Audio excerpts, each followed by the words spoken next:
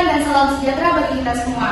Kami dari kelompok 3 presentasikan tentang sistem informasi akuntansi.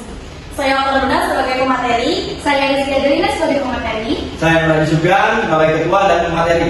Saya Desna Fahira sebagai wakil ketua dan pemateri. Saya Citra Pertamina sebagai pemateri.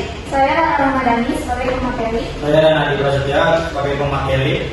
Mari kita lanjut ke materinya. Pertama, saya menyebutkan sistem informasi akuntansi yang pertama mengumpulkan dan memproses data transaksi, kedua menyebarkan informasi keuangan kepada pihak yang berkepentingan, tiga sangat bervariasi pada tiap bisnis, berlaku pada pertama sifat bisnis, kedua jenis transaksi, tiga ukuran bisnis, keempat volume data yang ditangani, kelima permintaan informasi.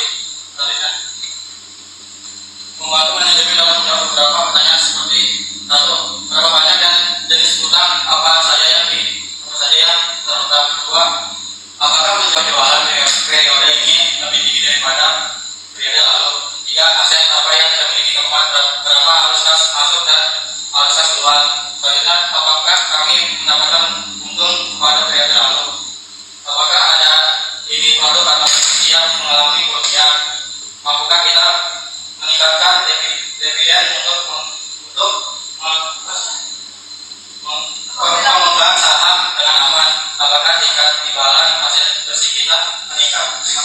Yang pertama adalah kejadian atau event, yang kedua ada transaksi, yang ketiga ada akun, yang keempat ada real, yang kelima ada nominal, yang keenam ada besar atau figure, yang ketujuh ada jurnal, yang kedelapan ada tidak buku atau posting, yang kesembilan ada neraca saldo atau real balance, yang ke-10 ada jurnal penyesuaian, yang ke-11 ada laporan keuangan, yang ke-12 ada jurnal. Dan selanjutnya ada debit dan kredit. Yang pertama, sebuah akun menunjukkan pengaruh transaksi pada akun tertentu dari aset, liabilitas, ekuitas, pendapatan, atau bukan.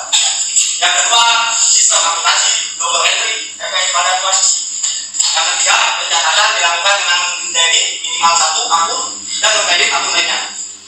Yang keempat, sisi debit harus sama dengan sisi kredit. Ada debit dan kredit akun. Pertama, suatu pengaturan yang menunjukkan pengaruh transaksi pada suatu akun. Kedua, debit pengenalan diri, ya, diri. Kredit itu adanya di dana. Sebuah akun dapat diilustrasikan dalam bentuk akun. Akunnya, nah, debit diri, kredit dana. Oke, terima kasih. Selanjutnya itu ada jika jumlah sisi debit lebih besar dari jumlah sisi kredit, maka akun tersebut akan bersaldo debit. Nah, ini debit, ini kredit. Tadi yang sudah dijelaskan oleh Nadi Sofia, kalau debit lebih tinggi, kalau kredit lebih kanan. Nah, kalau misalnya jumlah debit lebih besar, berarti si saldonya itu ada di debit. Progres, misalnya contoh hitungan yang ini debitnya ada 10.000 sama 8.000. Nah, yang dikurangi 3.000, maka hasilnya adalah 15.000. Oke, selanjutnya jika jumlah sisi debit lebih kecil dari jumlah sisi kredit, maka akun tersebut akan bersaldo kredit. Nah, ini saldonya ada di kredit. Tadi hitungannya sama, di debitnya itu 10.000, berarti kan lebih kecil dari sisi kredit. Nah, sisi kredit ini 8 ditambah 3.000 dikurangi 10.000, hasilnya 1.000. Selanjutnya kita akan membahas tentang saldo normal. Untuk akun aset dan akun beban, saldo normalnya berada di sisi sebelah kiri atau di sisi sebelah debit. Sedangkan akun liabilitas, ekuitas, dan pendapatan itu berada di akun sebelah kanan atau di sebelah kredit. Jika saldonya tidak normal, maka kemungkinan terjadi kesalahan dalam pencatatan akuntansi dan perlu dilakukan laporan khusus agar laporan keuangannya bisa tetap stabil dan akurat. Selanjutnya kita akan membahas tentang laporan posisi keuangan. Persamaan akuntansinya yaitu aset sama dengan liabilitas plus ekuitas. Dan selanjutnya yaitu laporan laba rugi. Laporan laba rugi ini strukturnya adalah pendapatan dikurang beban. Misalkan pendapatannya 30.000, bebannya 10.000, maka 30 dikurang 10 hasilnya 20.000. Jadi laba dari perusahaan tersebut adalah 20.000. Dan ini di sini ada saldo normal ya, teman-teman. Jadi teman-teman saya bikin saldo normalnya ada di sini. Kita akan membahas tentang persamaan dasar akuntansi. Yang dasar yaitu aset sama dengan liabilitas plus ekuitas. Untuk persamaan akuntansi yang lebih luas yaitu aset sama dengan liabilitas ditambah dengan saham modal atau modal saham ditambah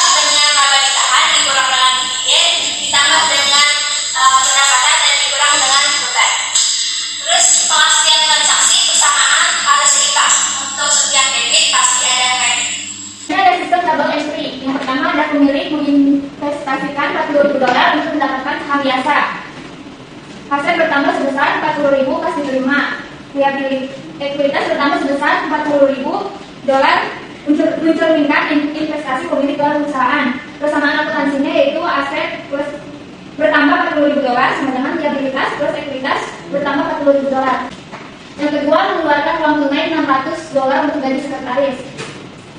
Aset berkurang sebesar $600 pas keluar, ekuitas berkurang sebesar $600 dicatat sebagai beban. Persamaan akuntansinya yaitu aset berkurang 600 sama dengan liabilitas plus ekuitas berkurang $600. Yang ketiga, membeli peralatan kantor seharga $5.200 dan menyerahkan surat promes 6% sebagai penggantinya.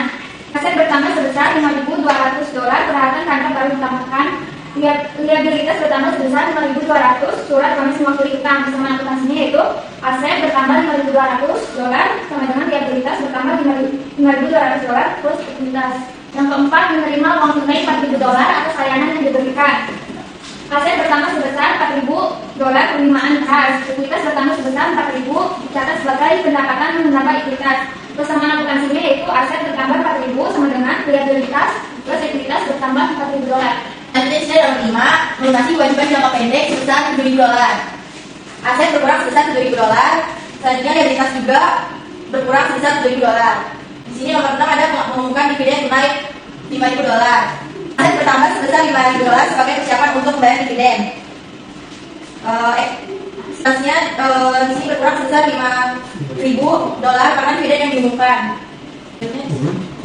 Selanjutnya di sini ada nomor 7, ubah kewajiban tidak lancar sebesar $80.000 menjadi saham biasa. Liabilitasnya berkurang sebesar $80.000 karena utangnya dikonversi menjadi saham. Ekuitasnya bertambah sebesar $80.000 karena adanya penambahan saham biasa.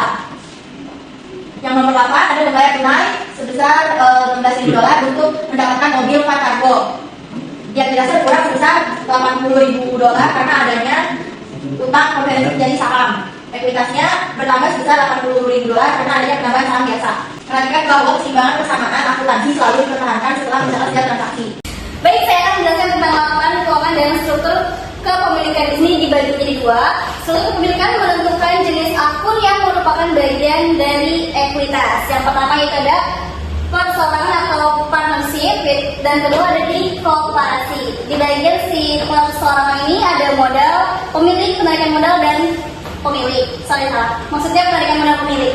Nah, untuk di kooperasi ini ada modal saham, agio atau premium saham, ada dividen dan laba ditahan atau saldo laba. Di slide selanjutnya ada income statement, yaitu ada revenues less expenses, net income or net loss. Itu tuh si expense itu dibagi net income or net loss. Yang kedua ada retained earnings statement, ada beginning retained earnings yaitu net income, ada less dividends for ending retained earnings, dan yang ketiga ada statement or financial position, ada aset, ada liabilitas, equity, share capital, ordinary, and retained earnings. Laporan keuangan dan struktur kepemilikan. Di sini ada investasi oleh pemegang saham dan ada laba bersih yang ditahan dalam bisnis. Oke. Sekian presentasi dari kami, kurang lebihnya mohon maaf. Wassalamualaikum